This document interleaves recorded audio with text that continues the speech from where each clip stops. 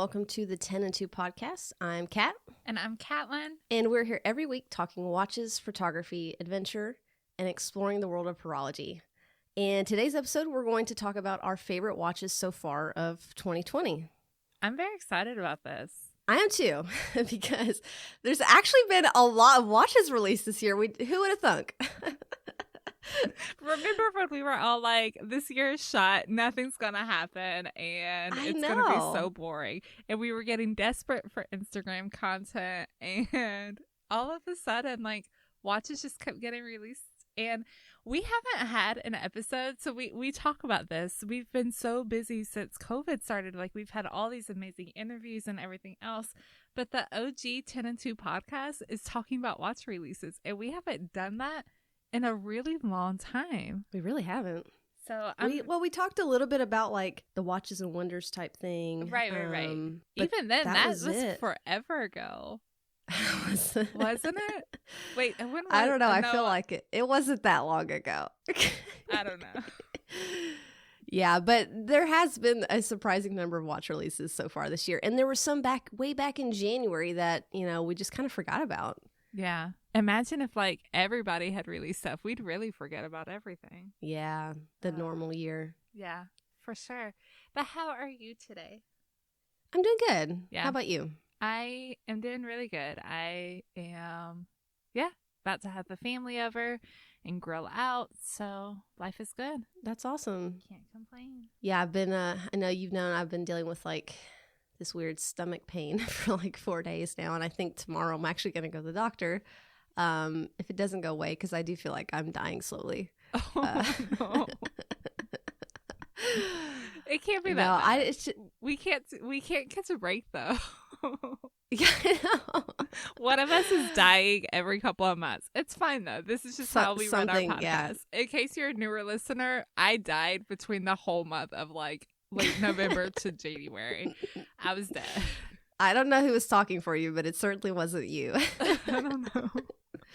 It hurts me. I'll listen back to those episodes every now and then, and I'm like, ooh, like your voice just sounded so bad. How do you listen back to? I've never listened back to an old episode. Like when people DM us and they say, "Oh, I'm listening," from the beginning, I cringe on the inside because I just think to myself, "Damn, like I'm sorry." Thank you for listening, first of all. Right. Thank you very much. Although I'll have to say, I don't know how much better we've gotten. I feel like we have an intro now. Look, we are 73 we do have an intro. Episodes in, and we have a freaking intro. So there's that. That's awesome. Clearly somebody likes us. Whatever. Yeah. It's fine. Those three people, they love us. I know, but we've talked about talking about some, because we're coming up on a year of the podcast soon, which is so crazy, first of all. I know. But we talked about putting together some of our favorite moments and things like that. And I'm dreading going through and listening to some of these older episodes. Lord knows. I'm not, my life is still not together, but my life was definitely not together back then. So it's fine. Oh, man. Well, so Kat, before we talk about our favorite watches this year, that I don't think either of us have bought any of these yet. No. What's on your wrist today? I'm actually wearing the Tudor Black Bay, the Harrods edition. Nice. Yeah, I just love this watch, and I've been wearing it a lot lately. Obviously, it's a new one in my collection, and I'm still in that honeymoon phase, so it's been getting a lot of wear. And yeah, I've got it on the bracelet right now, but I think I'm gonna switch it back to that orange Everstrap. So it's they were kind of gangster combo. I don't know why it should not. I know work. It's the Aquaman. It's the Aquaman. It's the Aquaman. Not my Aquaman though. I definitely not prefer your Jason Aquaman. Momoa, Yeah, but it's okay. Yeah, I mean, it's very jarring to look at, but I dig it. I don't know, it feels like summer to me, and like I said, Everest, they were so nice to send it over just to borrow, and I'm trying to decide if I want that or the black, and I could play it safe. I could go with the black strap. I'm definitely going to get one because they're just super comfortable, and I do like wearing it on rubber for the summer, but I don't know, I think I might be going for the orange. So, why play it safe? Yeah, I'm excited. Yeah, I don't blame you. I like very obscure combinations. And I love the Rolex Milgauss on the orange rubber too. I really like that combo, and I think it works with green. I don't care what other people say. It looks like a pumpkin, and I like it. But like every time we post a picture of that, I feel like the reception is really good. It's one it of actually those things is. People... But see, I don't know if they're just like being nice to me, because you guys can be honest, like be totally honest. You're not going to hurt my feelings. I feel like nobody on the internet has a problem being honest. That's part of the problem with the internet. But yeah, no, it always gets such a great feedback, and it's one of those things it's like you go through a lot of emotions when you see it. Like at first you're shocked, you're almost a little appalled, and then you look at it a little longer and like you start to really kind of like dig it. It's so weird. I like it now. Yeah. I'm glad at first I was a little surprised. The shock was there for sure. Well, I don't think you've seen it in person. I need to put it on next time you're over later this week, and you can check it out. Cool. Because I think in person it really works, and it's not as like surprising as you see it like when you're flipping through Instagram too. But yeah. So what are you wearing today? I have the Oris Mint Dial Aquas on today. I know. I just love it. Very and cool. Since I get to honeymoon with it now, yeah. So we're both wearing green watches. It's mint. It's not green, dang it. No, but so we also have this. I'm converting, and I don't know, like you're rubbing off on me way too much, because now I have this mint, not mint green, Aquas. But so we have the right now we have the Timeless Luxury Oris collaboration piece in to check out, and it has a green dial. Yeah. And dang, like I really like it. It's really well done. Yeah. Oh man. And I think like the rose gold, like the indices, how they did them, it's super nice, very well done. Yeah. It's not too much green. If they had put a green bezel on that, it would have been too much. But with the black bezel, it just works. And it's a very dark green too. And when you're in a dark light, it almost looks black. So you almost have to hold it up to the light to see that it's green. So it's very, very cool. Yeah, I'm excited to do our review on that piece. Yeah, I agree. It's the black bezel is a really great touch. If it was green, definitely would have been way too much. So, I like that they paired black with green. I feel like a lot of brands, when you have something that's green, or even when you use like a rose gold, a lot of brands will pair it with like a brown. You know, I really enjoy that they did it with black. Because if there's any color I hate more than green, it's definitely brown. So. Oh, I love like some brown straps and stuff though. I know you that's do. my color combination. Yeah, I'm a very earth tone, person. But yeah, that watch, it has a green dial, rose gold indices, and then it's got a black bezel, but then it has the edge of the bezel is bronze. So it's like it's just all these different color combinations, and it just works. It all goes super well together. Yeah. It's very cool. Very cool. All right, so let's jump into some of our favorites for 2020. You want to start us off? I'll start off because I picked very quickly, very easily. Because before 5 minutes ago, I didn't know what you had picked, and I was worried you were gonna pick my absolute favorite that I'm obsessed with right now. Ooh, what is that? That is the new Omega Tourbillon. Oh man, I'm so obsessed with this watch. Like the second that we got the press release, I was just over the moon with it. I'm absolutely, first of all, tourbillons are the most useless complication ever. I'll go ahead and throw that out there. Almost wait, you know what? I would say an annual calendar, but the annual calendars that have the month and then the date. Like, nobody forgets what month it is. Like, you don't have to have that on the dial. That's the most useless complication. Except for, like, it does have the use of knowing, obviously, between what months have 30 and 31 days. It's practical, but the display of the month is not practical. So, aside from that, I still feel like it's more practical than a tourbillon. You know, if I'm spending $188,000 on a watch. Oh, sorry, $168,000. It's on sale on a watch. I'm not worried about practicality, But it's stunning. I've seen one of the Omega tourbillons in person. Not this one. I've seen an older model in person. And, you know, my kind of gripe about them, I hated that they were 38 millimeters. I just feel like it's such an amazingly beautiful complication, and it should be a bit larger. And so here, Omega has made it 43 millimeters. And a lot of people are hating on that. You know, a lot of comments and feedback is that they wish it wasn't so large, but I absolutely love this larger size. So what's really cool about this tourbillon is, of course, Omega has invested heavily in in-house movements over the years, and recently they've done their Meta certification, and they're total anti-magnetic watches. So, and what's cool about this is the first tourbillon that uses that technology. So it's totally resistant to magnetism. The cage, everything is just. It's absolutely amazing. Aside from just being beautiful, it's ridiculously technologically advanced for a tourbillon. Wow, that's crazy. I'm just looking at pictures of the movement and falling in love. The power reserve indicator on the back. Oh, that is so nice. I think, and, what is it? 3-day power reserve? Let's see. I think so. I forget how much it was. Oh yeah, 3-day power reserve. 72. Yeah. I think a lot of people that complain about the size, I mean, first of all, you know, they're probably not the same people that are actually going to go buy this watch. And they're I want to be friends with whoever's going to go buy this watch. Somebody will, trust me. Can we be friends?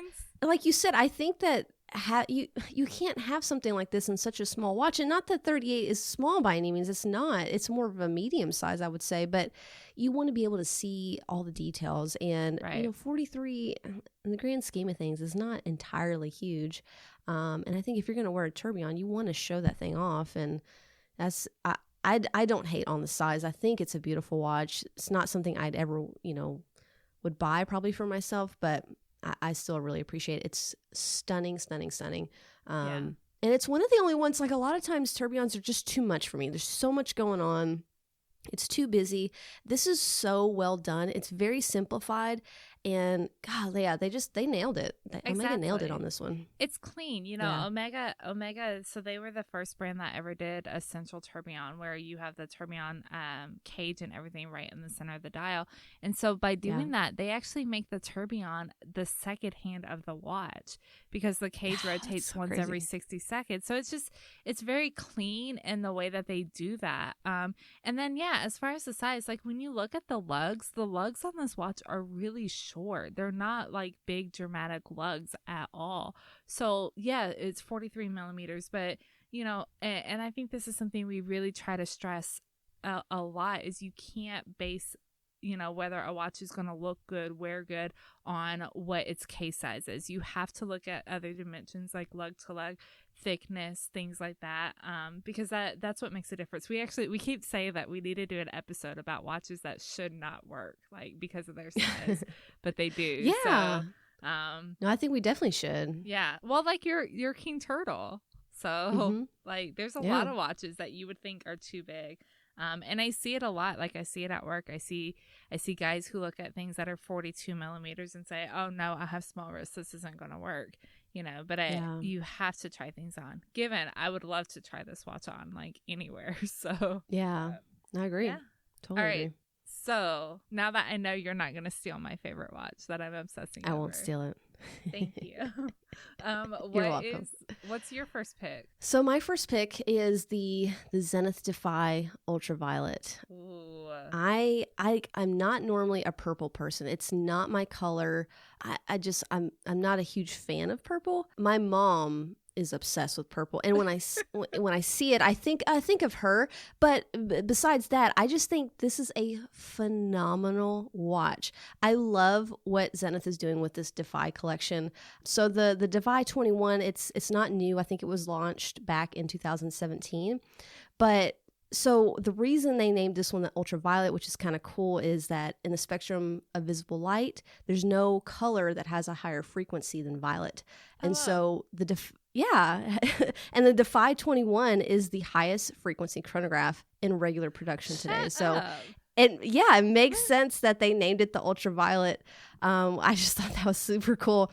But like this watch, I mean, you can time things to 1/100th of a second, and that is incredible. There's 2 escapements on the watch. One that is for the watch, which beats at 36,000 vibrations per hour. And there's another one for the chronograph, which beats 10 times as fast. And it's crazy. Now this one insane for sure. They're insane. And it's a stunning watch. Yeah. I wonder about servicing on these though. I really do. Like every time I see somebody running the central chronograph hand, I just can only imagine how often these things need to be serviced, especially if you use the chronograph frequently.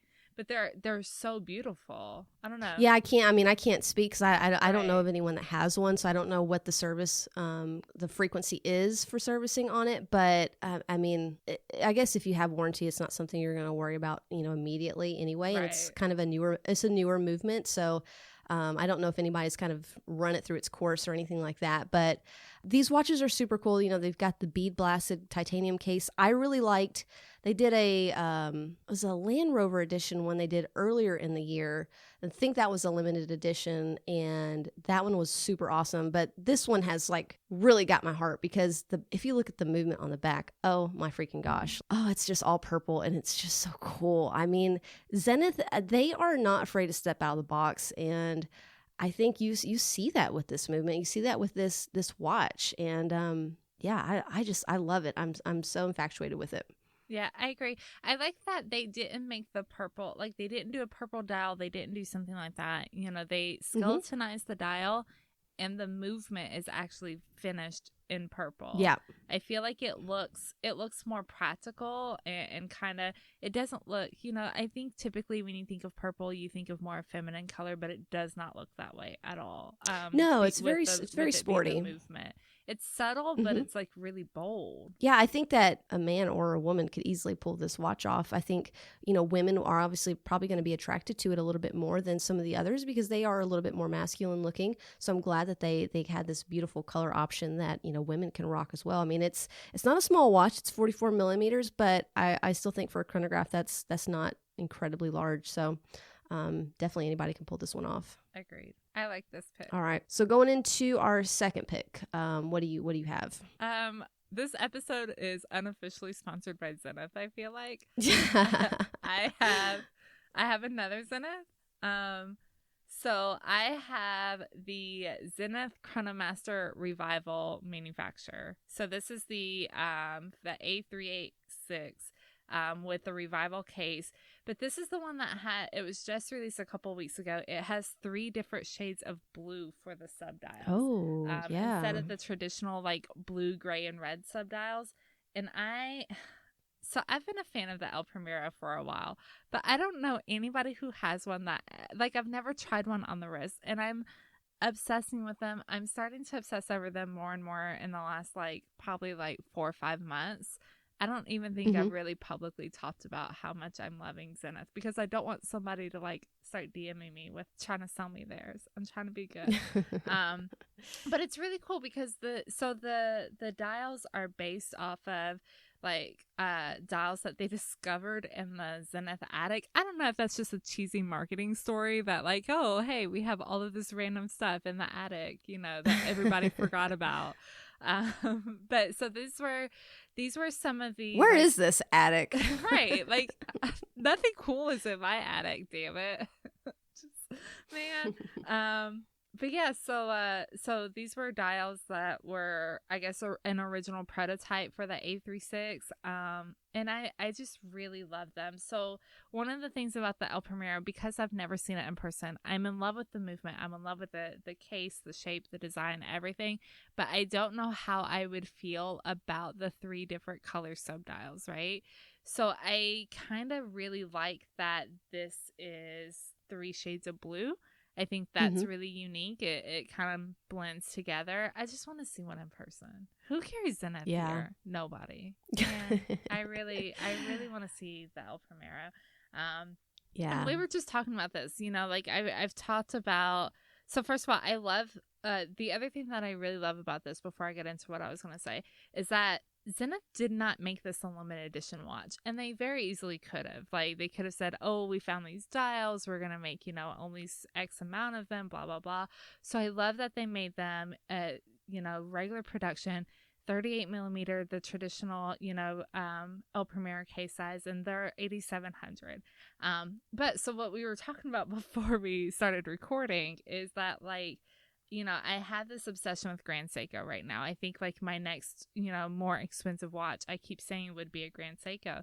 But the reality is I really think that it should be an El Primero, or something kind of along those lines. I feel like I'd be happier with that. Like, I love and I'm obsessed with Grand Seiko, but I feel like I'll always find something that I don't like about the watch. Like, every Grand Seiko I've ever tried on, there's something that's off about it. You know what I mean? Yeah. And then there's the concern that, like, I fall in love with the dials, but in 5 minutes, Grand Seiko's just going to put out another beautiful dial, and I'm going to be sitting here with my watch like, well, shit, I wish I would have waited, It's kind of like the phone upgrade thing. By the time you buy a new cell phone that, like, in 2 months, the next version of it's going to come out.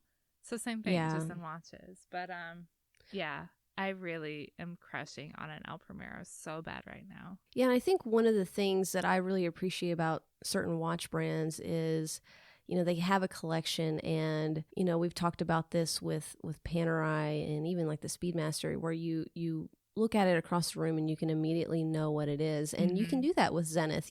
They all have this similar style format, and you can tell that it's a Zenith. And that's something that I don't have with Grand Seiko, because everything looks so different. They have so many variations, so many watches, that unfortunately, looking at it across the room, I really wouldn't be able to know what it is until you got up close to it. It's just me being kind of nitpicky. It's something that I do like with certain watches that are, kind of really big in the watch community. But yeah, Zenith is something that I would be able to kind of tell and pick out across the room what it is. And I like that a lot. Well, and I think that especially when you get to a certain price point, like, I'm not spending $168,000 on an Omega Tourbillon. So when I buy a more expensive you're not? watch, no, I don't think so. I guess I could sell my house, whatever. I'll just live in a box, but I'll have the Tourbillon. No, but when you buy a watch at a certain price point, for me, I don't want to, I really fear the idea of buyer's remorse, and that's why I agonize over making purchases. It's annoying, I know, but I stress myself out too much about it.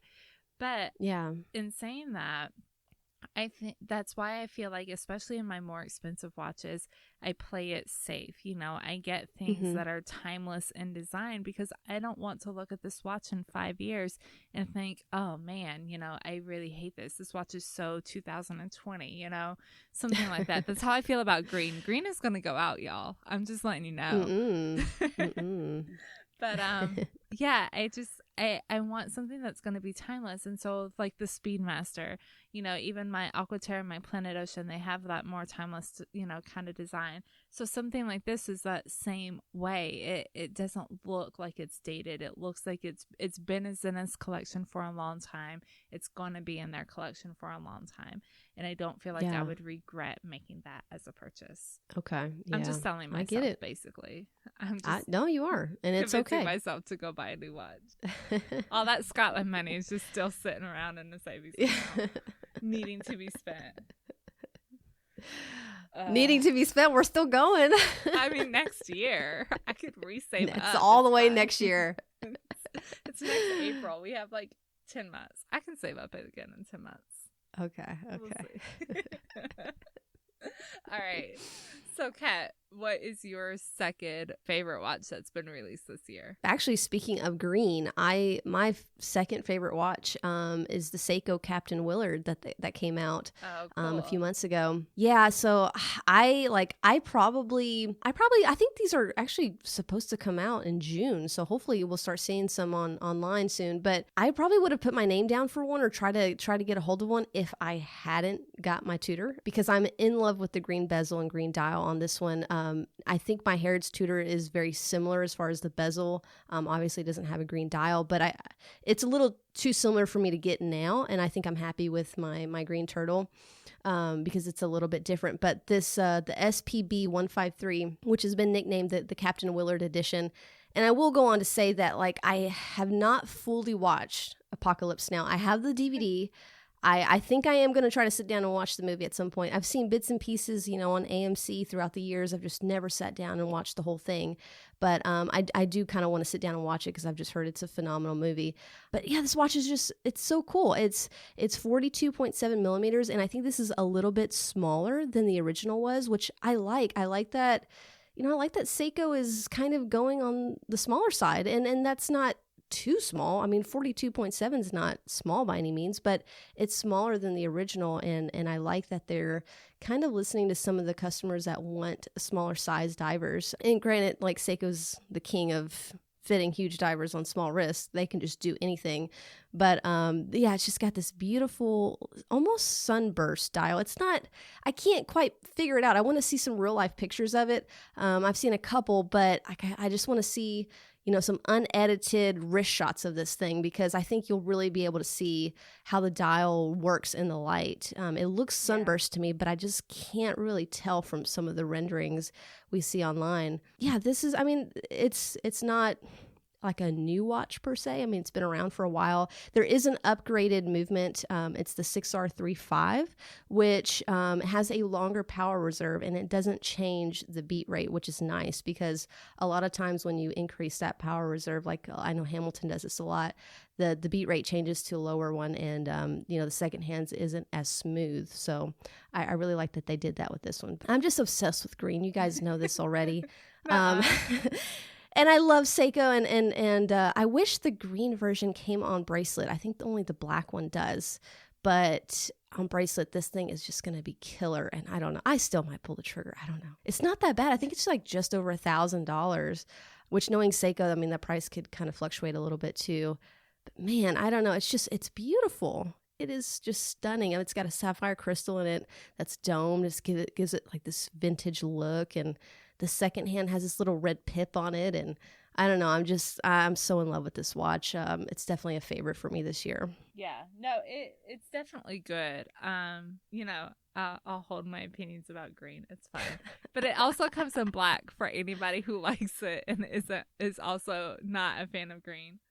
I think that's funny, because I want to say that in the movie he wears a black dialed, a black dialed version, and this one is named the Captain Willard. And I've heard many say that if the green had been out at the time, he would have worn the green. It's a fictional character, first of all, in a movie, so I don't know what he would have worn. But I do like that they're playing around. I didn't know that was why it was called Captain Willard, and this might cause an uproar, but I had no idea. I've never seen the movie. I like a little bit of the red on the second hand. I think it's a really like the whole dial is so clean, so simple, and then you just have this slightly red pip on the second hand. I think that's a really, really nice touch too. And the case shape. I love these case shapes. Yeah, and the finishing they did on the bezel too just looks really good in the pictures. And I'm not a fan of the rubber strap. I don't like the texture they put on it. Yeah. It's not for me, but that's something that's so easy to replace. It wouldn't be a deal breaker for me at all. But yeah, this watch, this one I might be like, this might be the only one on the list here that I might actually like pull the trigger on. All the watches need everything. All the watches. I don't know why. I just love Seiko Divers. I really do. Is the bezel, is it ceramic or no? No. I think it's an aluminum bezel. I don't have the specs right in front of me here, but it looks aluminum from the pictures here. Yeah, that's what I was thinking. So you don't, which is kind of cool, because it'll fade over time and it'll look really nice. I think that does not sound cool to me. I don't know. What? I have a lot. Have you not seen like these older like SKXs or even people like have sped up the process to of fading them? You don't like the look of those? No, I like it to look nice I like pretty it. and new. I know. I'm definitely not like patina stresses me out. Wear stresses me out. So, yeah, it is what it is. I don't feel like we've talked about this. You don't feel like we talked about it? No, I don't really feel like stresses me out. Like, So lately, this sounds terrible. So lately, I'm starting to look at my Planet Ocean a little bit more. And in some lights, I can look and I can see that the markers are not as bright white as they used to be. And it contrasts against the bright white dial. Yeah. And I'm trying. It's one of those things that once you see it, you can't unsee it. You know what I mean? So I probably should. Can you have that serviced? Can you have it like reloomed or anything like that? I think they have by to. Omega? I think if you do it through Omega, they just replace the dial. They don't. I don't think Omega will just replace like loom.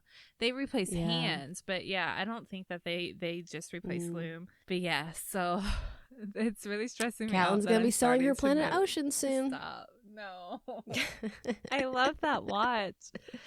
But that's something that like that was such an early purchase in my watch collecting. You know, that's something I didn't think about. Like on the Speedmaster, it'll be fine. It will. I still won't the like black. it. Yeah, but it's against black. But when you have the cream and black looks really good. Yeah, but cream on white will not look good. And I think that this will keep me, as much as I say white dials for summer. You know, yeah, I love white dials.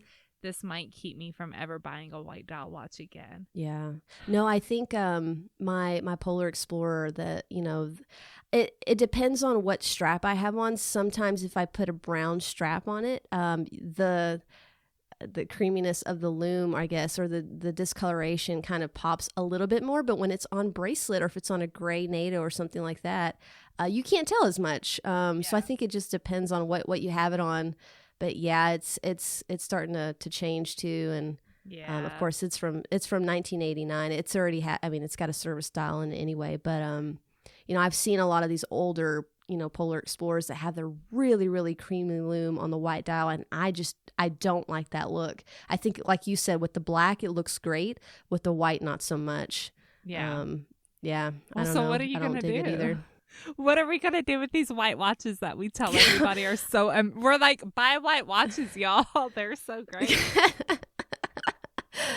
I don't know. I mean, I have no plans for it to go anywhere, and I'll keep it for as long as I can. And I think it's a very, very slow process, so I'm not too worried about it. But I don't know. It doesn't bother me right now. It's not cream by any stretch of the imagination. Yeah, it's just slightly discolored, as bright white as what it used to be.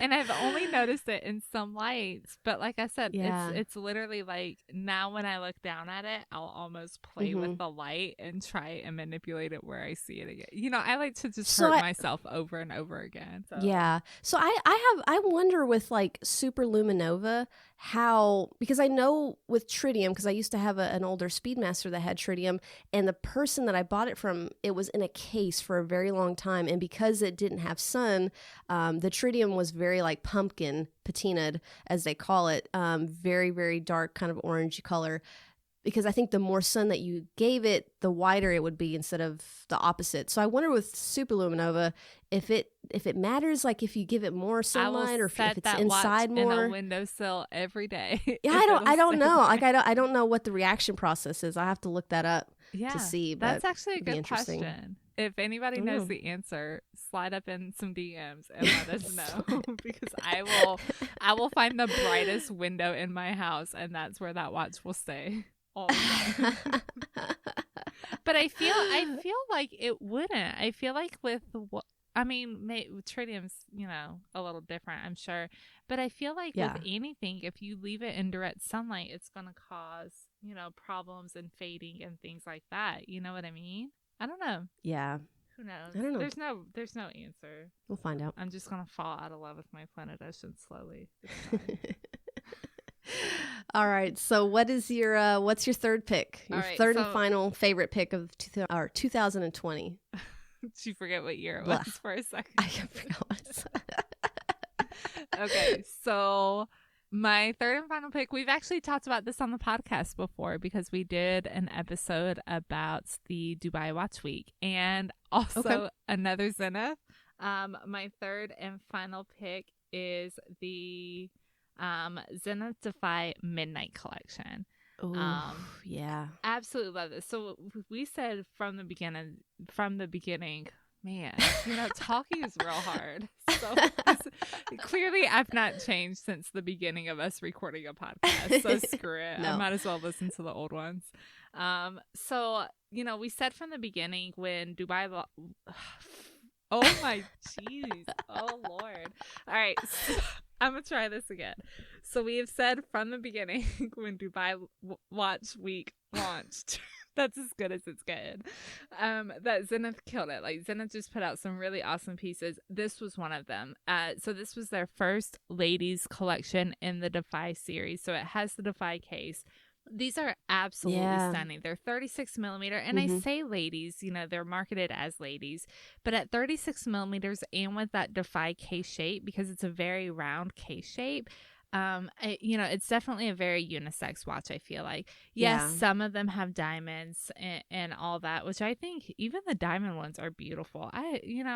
Every now and then you just want to be a little fancy. It's tastefully done. Tasteful, I dig it. I dig it for sure. There are some that don't have diamonds at all. They do these gorgeous dials that, like, the blue that gradients up to black is supposed to look like the midnight sky, and it's so stunning. And I just read this and I didn't know this. So on some of these dials that have like the night sky, some of the stars are loomed. Oh wow! Right? It kind of reminds me of you. You grew up around the same time I did. You're only a couple years younger than me, but I'll guarantee you had those like glow in the dark stick-on stars that your parents hated you for. By the way, for sticking. Talk on about their ugly ceiling. patina. Those things got nasty after a few years. They were a few years. You had them for that long. Jesus. Maybe. Kat probably still has them hanging up in her bedroom. Oh man, no, but yeah, this watch is absolutely gorgeous. I would love to see these in person too. I just think they're incredibly beautiful, and I love that Defy case shape. It's such a unique case. Yeah, I design. do too. So I was really excited about these. And still am. I think, I think Dubai Watch Week was maybe 3 months ago, 2-3 months ago. And this is still a watch that definitely has my attention. So I thought it was was that not back in January? No, because we talked to Vivi. February? Oh, no, that was. Oh, yeah. We talked to Vivi and Josh about the other one. You're just all lost. You're all lost. I don't know what's going on this year. I saw somebody had posted something. I need to reshare it. Somebody had said something about like on June 30th, inviting everybody over because it's halfway through the year, and then just having like a New Year's party, but we're going to restart the year on July 1st. And I like that idea. Yeah. This is 2020 part 2. So part 2. We'll see what comes next. But yeah, no, I do. I love the Defy Midnight. It's beautiful. I love the whole Defy line. I love the ceramic ones they do. And it's such a cool looking watch. I love the integrated bracelet. Those are really awesome. And yeah, I'm super excited that they added sort of a women's line to that. Whether you want to call it women's or not. And we kind of go back and forth on that ourselves, but I like it. I'm glad that there's an option for ladies that want that smaller watch. And it's not small. 36 millimeters, not tiny by any means. So, it's very, very well done. I love those so much. The finishing on it, the brush finishing is just out of this world. It's so stunning. The watch is just stunning. Zenith is just like, and it's weird to say because I don't feel like they're an underdog by any means, but I don't think they get enough love either. I would agree with that for sure. I feel like they're not an underdog, but they don't get... Like they're kind of put on the back burner. Middle. Yeah, exactly. Lots of Zenith love today. All right, half this episode for sure. Yeah. Right. So wrapping it up, do you have another Zenith? I don't. No. Actually, I got something really different. I went with the Breitling Chronomat collection. So the whole collection that they came out with this year, and I think this watch was originally introduced in like 1984. I want to say they were quartz watches at the time, just trying to kind of keep up with what was going on. But this is, it's such a surprising pick for me because it's not typically a watch that I would like. And to be honest, I've never liked these watches in the past. I don't like the way that the bezel was done and the dial layout. I've always been fond of the bracelet, the bullet style bracelet on them, but the watch itself just never did anything for me. up until 2020. I love the upgrades they've done with these watches. I think they're just beautiful. And they got some hate. I think people still thought they were a little dated, but I think they upgraded them in a way that still felt vintage, but it still felt like a new watch at the same time. And so these actually have a couple of things that I didn't even realize, but the bezel on these, there's rider tabs, and the rider tabs are there to kind of protect the crystal. And we've seen that with a lot of different watches, but the 3 o'clock and the 9 o'clock are actually interchangeable. So you can use it as a count up or a count down. Yeah. So it's just like, I had no idea that it could do that until I kind of started digging into the watch a little bit. But yeah, that's like super cool. Now they recommend that you go to a dealer to have that done. I would not. I'd be messing with it myself, but still very, very, very, very cool. Now inside is the caliber B01, and this is Breitling's first in-house movement, which is really, really awesome. And actually in 2017, I didn't realize that Breitling and Tudor kind of had a partnership, and Tudor used this caliber for their Heritage Black Bay chronographs, and then Breitling used one of Tudor's movement for their the Super Ocean. So they kind of had a trade-off, and of course they both modified the movements, themselves. That was something that I honestly hadn't heard before, and I thought that was actually pretty cool. But this has a 70-hour power reserve. It's a 28,000 vibrations per hour frequency, which isn't bad at all. But I like the aesthetics of this watch. Now, there's a couple different dial variations that I'm not in love with. There's one green one that as a fan of green, I just don't like. It's not my shade of green at all. But there's a white dial that has like rose gold indices, and it's just stunning. I love it. And it has a red second hand on, or a red chrono hand. And I'm just obsessed. I love these bracelets so much. I want to try one on. I really want to try one on. No. Not a fan? Strongly, passionately not a fan of the bullet bracelet. Not at all. Like when you were talking and you were saying, oh, my favorite part is, I'm like, no. Yeah, I don't know. I'm in love with it. They look too 80s for me. I'm not. Yeah. There are very few there's few designs in general in any aspects from the 80s that I was a huge fan of. And bullet bracelets is definitely not one of.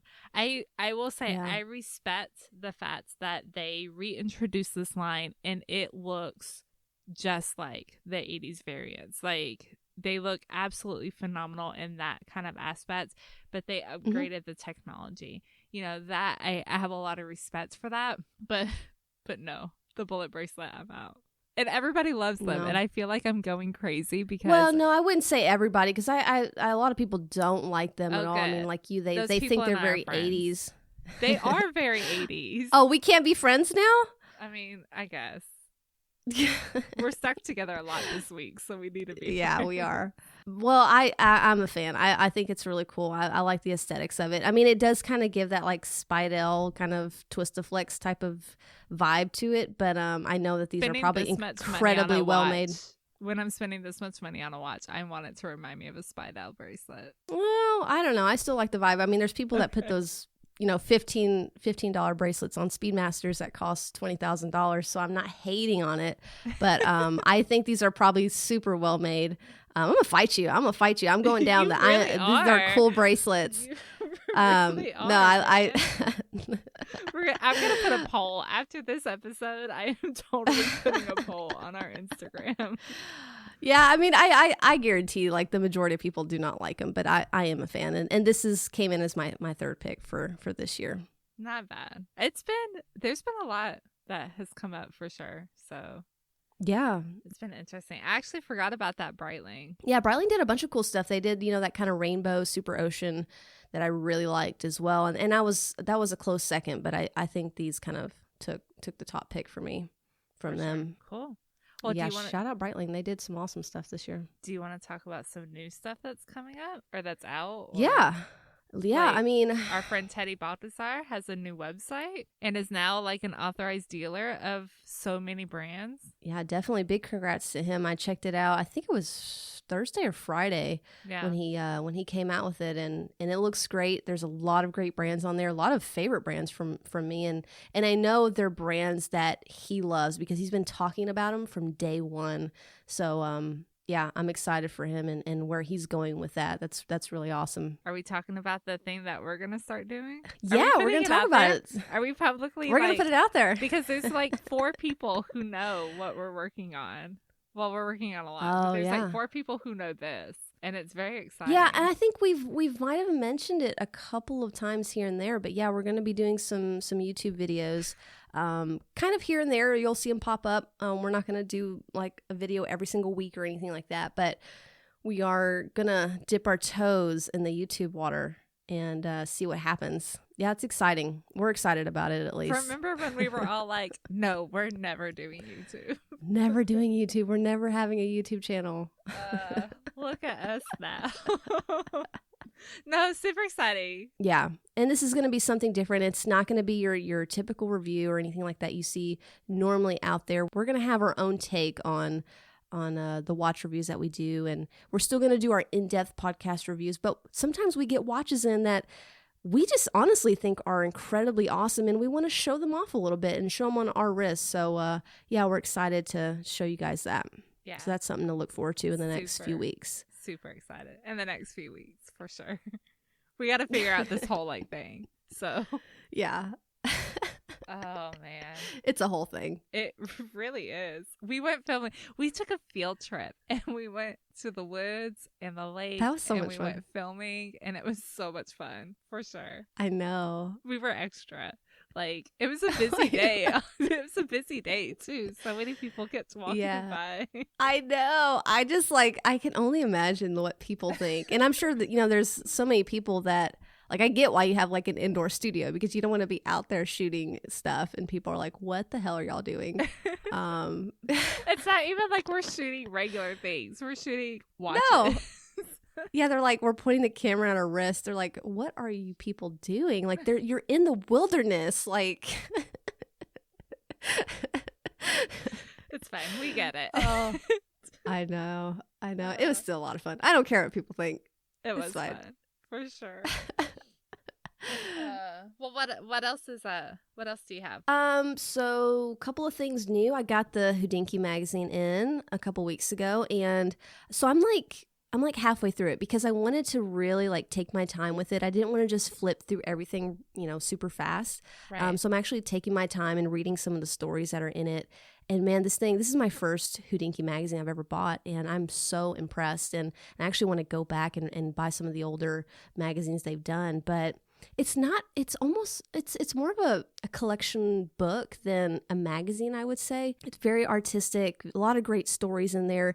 I wouldn't recommend the Hodinkee magazine for someone that's like looking to stay up to date with things. But if you want like really cool stories and profiles, and this is what you want to read, what I know you read Watch Time, don't you? Or you used to be a subscriber? Yeah, I read Watch Time, which I think it's only available here in the US. But yeah, okay. And I would agree. So like when I was over at your house the other day, I was looking at the Hodinkee magazine, and the thing is that it's very Hodinkee. It's stories, it's photography, it's things like that, which is beautiful. Like, especially for people like us who, yes, we love watches, but we love the stories behind watches, and we really appreciate, photography and good editorial work and things like that.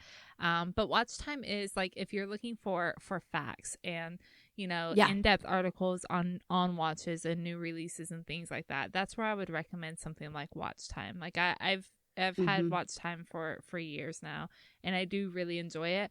But when I was looking at that Hodinkee magazine, I really just kind of thought about how different it is and how much I would just enjoy lounging around. And like with Watch Time, you have to think while you read, you know what I mean, versus Hodinkee, you can just kind of relax with it, Yeah, I definitely agree. And watch time is great because, like you said, you're going to stay a little bit more up to date on some of the latest and greatest stuff. But Houdinki, you're going to read some of the behind the scenes stories, and there's stories in here that don't have to do with watches per se, but maybe the people are watch collectors. Now, I will say, even though I'm like halfway through it, I did flip through to Kara's section that she worked on because I knew she talked to us about it when we had her on the show. And it's like this story section where they feature, I think, 8 females, and they're wearing just the most incredible watches in here. And I know she was the project manager on it. And it's so great to see women featured in a magazine like this, which we don't normally see a ton of women. And there's not, if you look through the other pages, there's really not a lot of stories from other women in here. But again, I really, really like that. And if you check out the magazine, you'll really, really like that piece that she did on it. Very cool. I'll have to check it out when I come back over this week. Week. What else happened this week? Oh yeah, Swatch Group. Oh.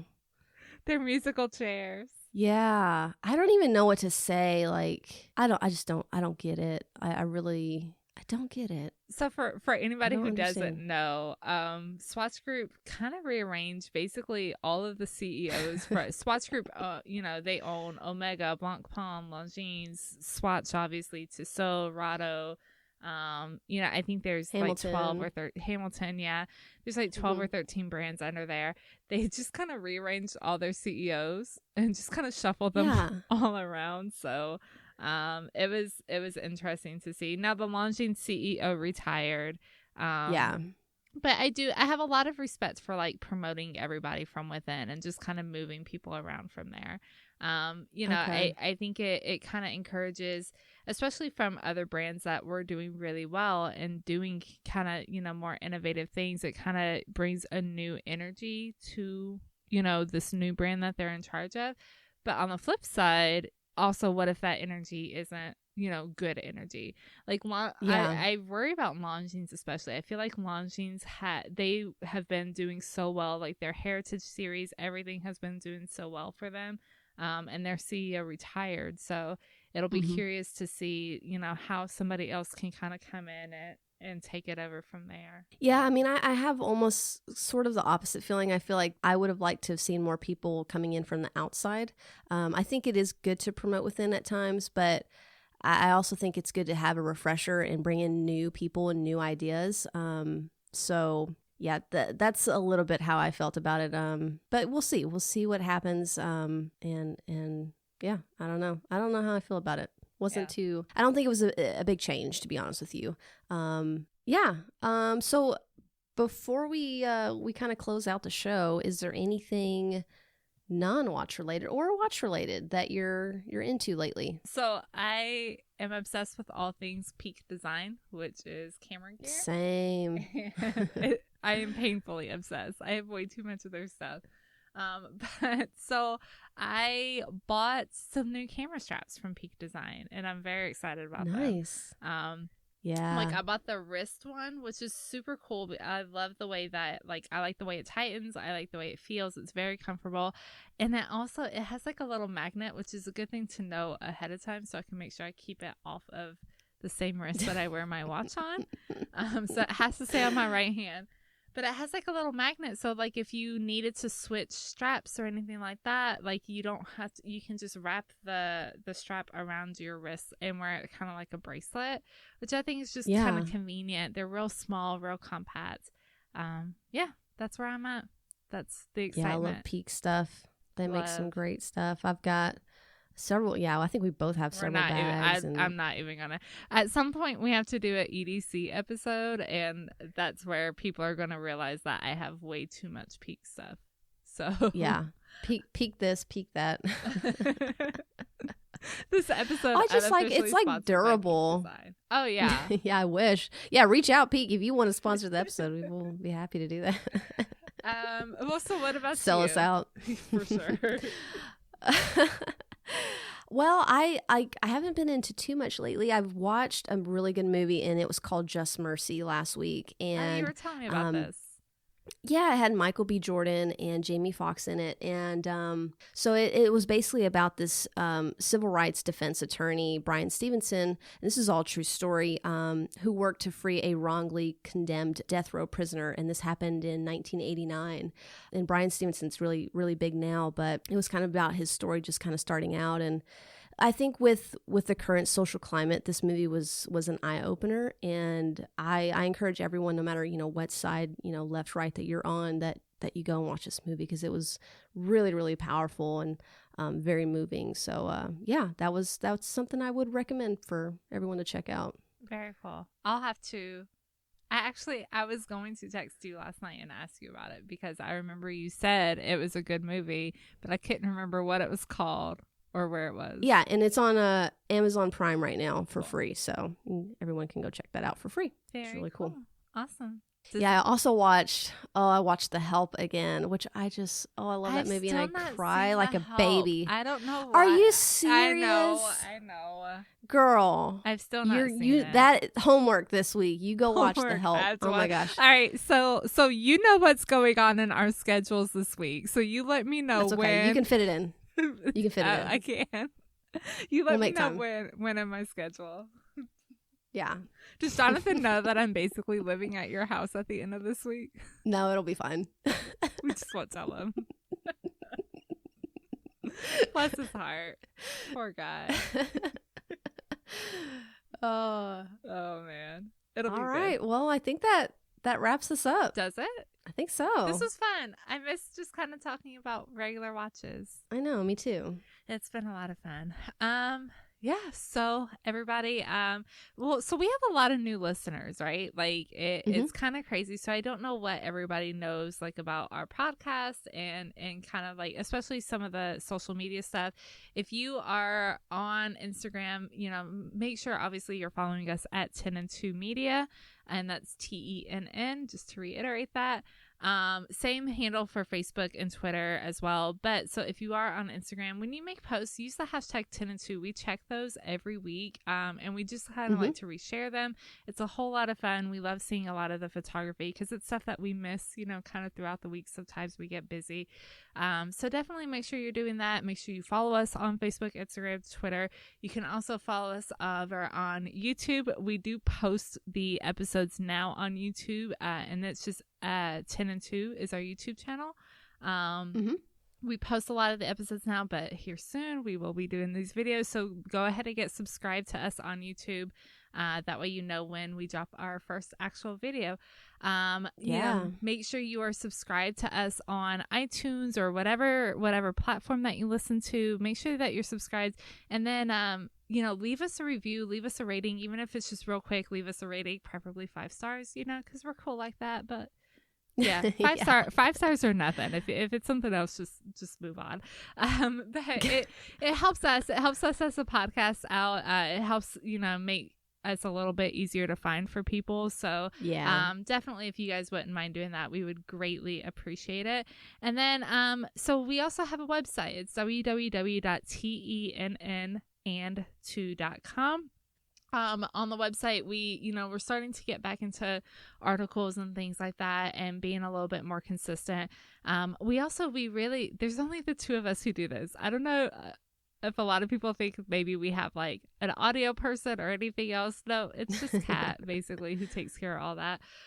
So there's only 2 of us. So if you like to write, if you have any idea, any topics you want to write about, just kind of industry topics or watch related stuff, or, anything kind of like that, or maybe if you've got a new watch and you want to, kind of do a review on it, shoot us an email, info@tennand2.com. We'd love to have you contribute to our website, get you published on our website and things like that.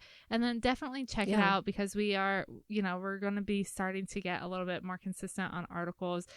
We have some ideas of some weekly things that we want to start putting out, that some of it will include listener feedback and listener articles as well. So definitely check it out. Is that it? Yeah. I feel like that was a lot. That's it. I'm out of breath. That was a lot. It's okay. All right, guys. Well, thanks for listening. We hope you guys enjoyed this episode, and I guess we'll talk to you later. Yeah. Bye, guys. All right. Bye, y'all.